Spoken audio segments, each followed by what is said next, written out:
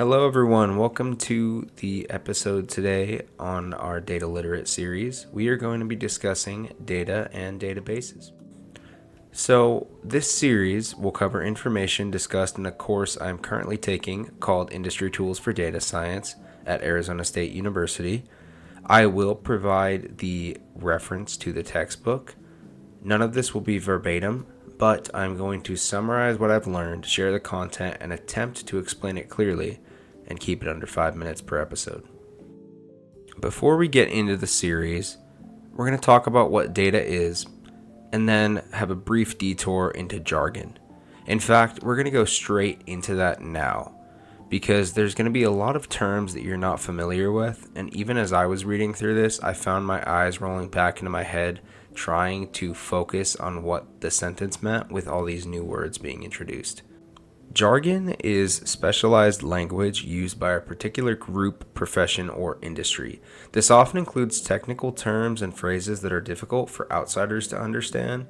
So if you're like me and you're reading through the textbook of some kind of course and you start feeling totally lost, you're experiencing jargon paralysis when someone is overwhelmed or hindered by the excessive use of jargon. So instead of facilitating understanding like it would in a textbook for someone who's familiar with the concepts, the abundance of these specialized terms will create confusion, like it has in me and in you, and prevent effective communication. So the importance of this is that jargon among experts can communicate complex ideas in a succinct way rather than having to state the long form sentences of everything. But for us, mortals, it's a little bit hard to understand a new subject at first. This is why key terms are so important. So, with that being said, how do we overcome jargon paralysis? I thought this acronym CLEAR was a useful way to remember it. So you want to strive to understand the basic concepts through comprehension, listen and pay attention actively to the explanations. So that doesn't necessarily apply for our textbook readings, but in general. Explain, break down complex terms into simple language. Ask, so definitely don't forget to ask and notice confusion in yourself, and then reflect. Don't expect to breeze through the textbook readings understanding everything the first time around, or speed reading it with Speechify in the first, 4x pass that you go through, because it takes time to digest. If that cute little acronym doesn't do it for you, then here's a quote that I think is just very important, and if you live by this, you're going to go far with any kind of learning, which is, you cannot learn what you think you already know. This is said by the Stoic Epictetus, one of my favorite philosophers, and it basically encapsulates what we talked about in the CLEAR acronym. You have to ask, and you have to explain and see if you know what you're talking about. It's kind of like in couples therapy where you're talking back and forth and you're having a conflict, so you try and phrase what's going on from the other person's perspective.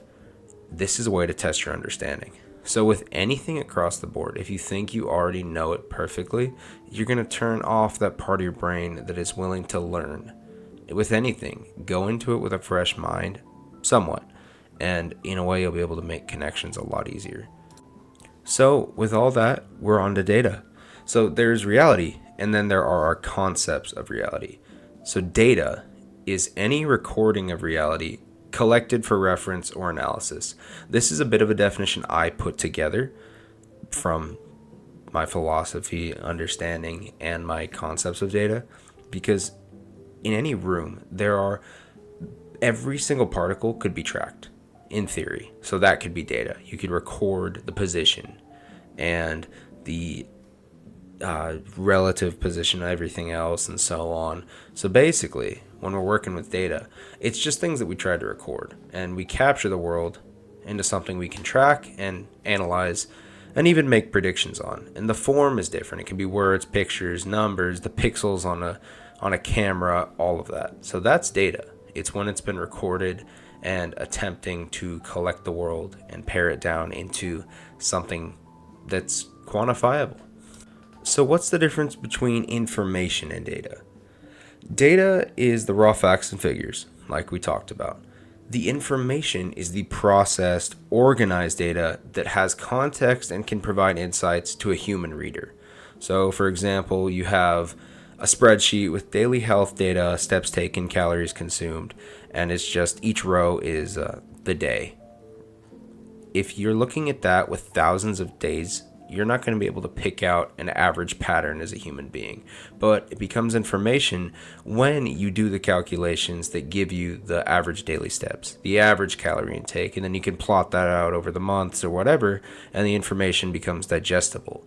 What knowledge is the definition of the insights, the understanding derived from this analysis. So it's a big body of information. So data becomes info, info becomes knowledge, and knowledge helps us make informed decisions and actions. So with that brief little introduction, we have begun our data literate series.